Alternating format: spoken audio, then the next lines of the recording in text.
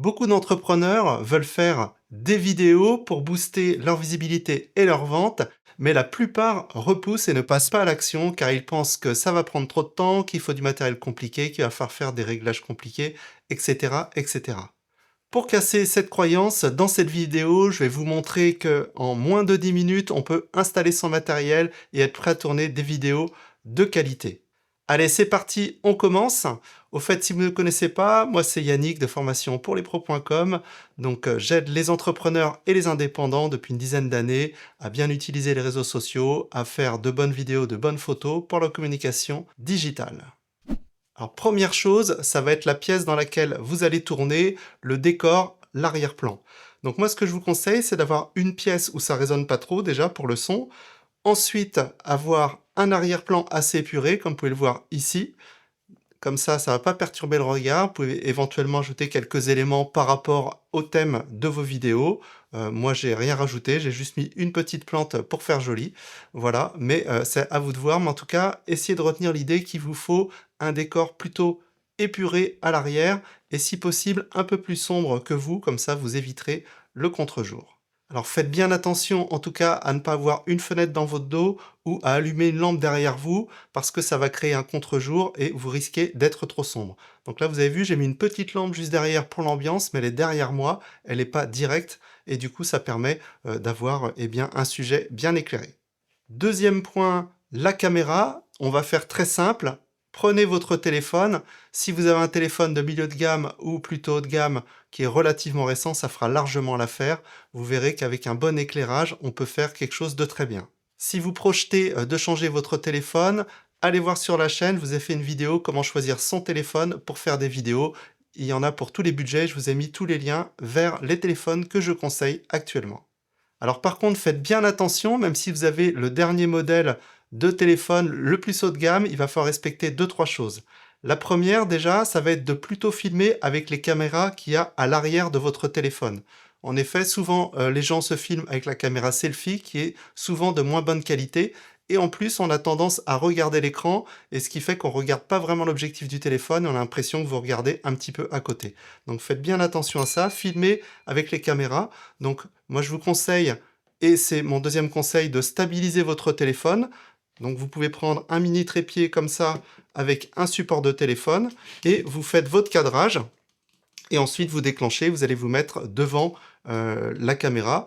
Vous vérifiez bien sûr avant pour voir si vous êtes bien cadré, si l'arrière-plan est bien et ensuite vous déclenchez.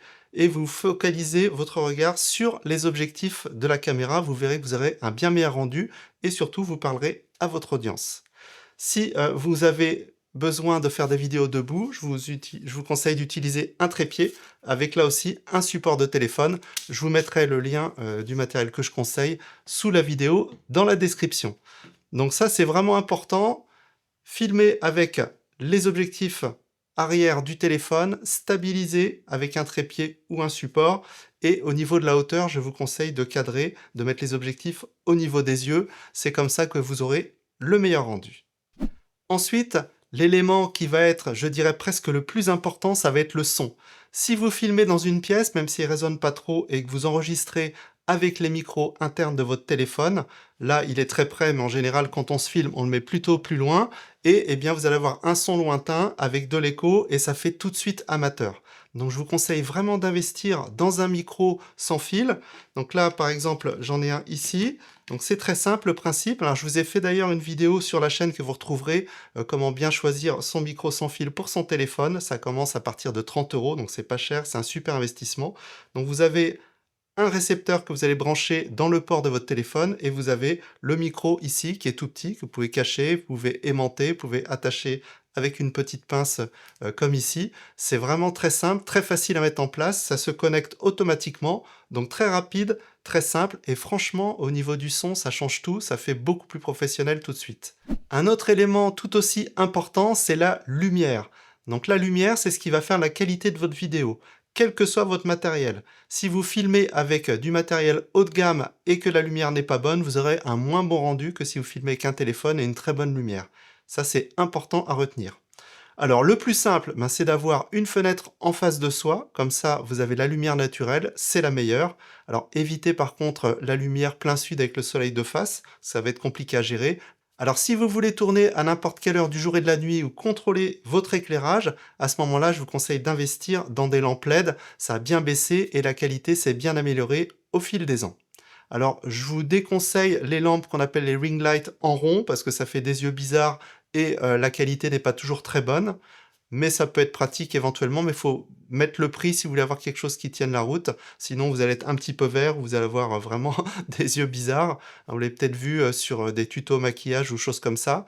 Moi, je vous conseille des lampes LED en tube, comme celle-ci. Donc ça, c'est du costaud. Ça a une bonne température de couleur. Donc là, je vous la mets pas dans les yeux, mais ça éclaire vraiment beaucoup. On peut régler la température de couleur, plus chaud, plus froid.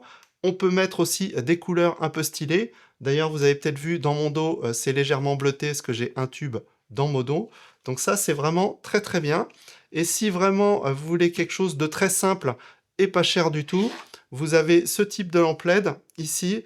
Alors c'est moins puissant, mais ça va permettre de dépanner, hein. Vous voyez, ça éclaire quand même plutôt pas mal.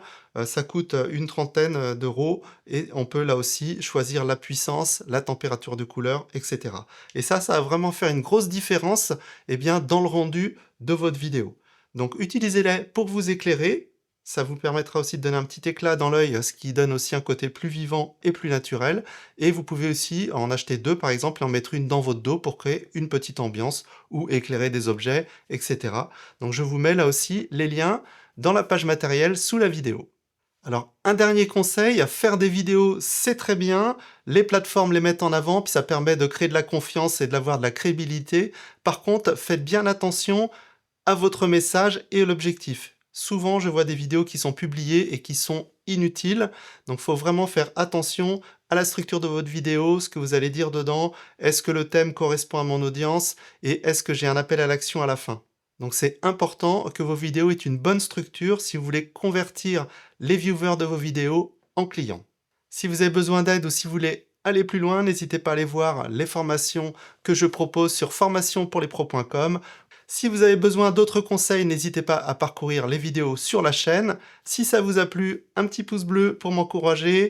Pensez à vous abonner pour ne rien rater. Et moi, je vous dis à bientôt pour une prochaine vidéo ou dans une de mes formations. Salut!